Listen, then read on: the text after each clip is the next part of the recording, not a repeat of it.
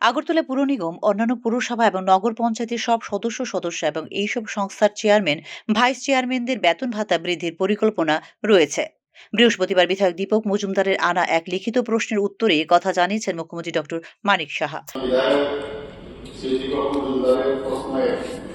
Agartala corporator সহ রাজ্যের বিভিন্ন মিউনিসিপ্যালিটি কাউন্সিলরদের বেতন ভাতা প্রদানের কোন পরিকল্পনা রাজ্য সরকার আছে?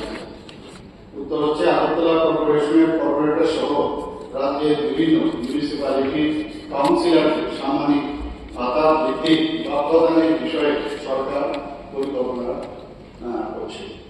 2 নম্বর হচ্ছে, থাকলে কবে নাগাদ বাস্তবায়িত হবে বলে আশা করা যায়? বিষয়টি এখনো সরকারের বিবেচনাধীন, অচিরেই এই বিষয়ে সিদ্ধান্ত নেওয়ার পরিকল্পনা আছে। 3 নম্বর হচ্ছে, না থাকলে তার কারণ।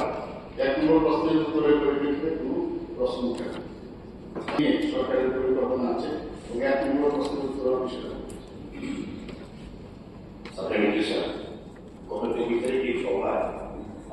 মুখ্যমন্ত্রী এই বিষয়টা দিয়েছিলেন। আমার সন্তুষ্ট আমার থাকবে মুখ্যমন্ত্রী এবং সরকার এই বিষয়ে সতর্ক ভূমিকা নেবে ভবিষ্যতে। উল্লেখ করা যেতে পারে, জেলা সভাধিপতি, সহকারী সভাধিপতি, প্রধান, উপপ্রধান, পঞ্চায়েত সমিতির চেয়ারম্যান এবং ভাইস চেয়ারম্যানদের পাশাপাশি ত্রিস্তর বিশিষ্ট পঞ্চায়েত সদস্যদের ভাতা বৃদ্ধির পরিকল্পনা রয়েছে বলে আগেই বিধানসভায় জানিয়েছিলেন মুখ্যমন্ত্রী ডক্টর মানিক সাহা।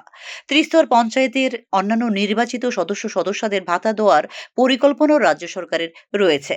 কবে নাগাদ এই ভাতা বৃদ্ধি করা হবে বা দেওয়া হবে, এই প্রশ্নের উত্তরে গোটা বিষয়টি সরকারের বিবেচনাধীন রয়েছে বলে জানিয়েছেন মুখ্যমন্ত্রী ডক্টর মানিক সাহা।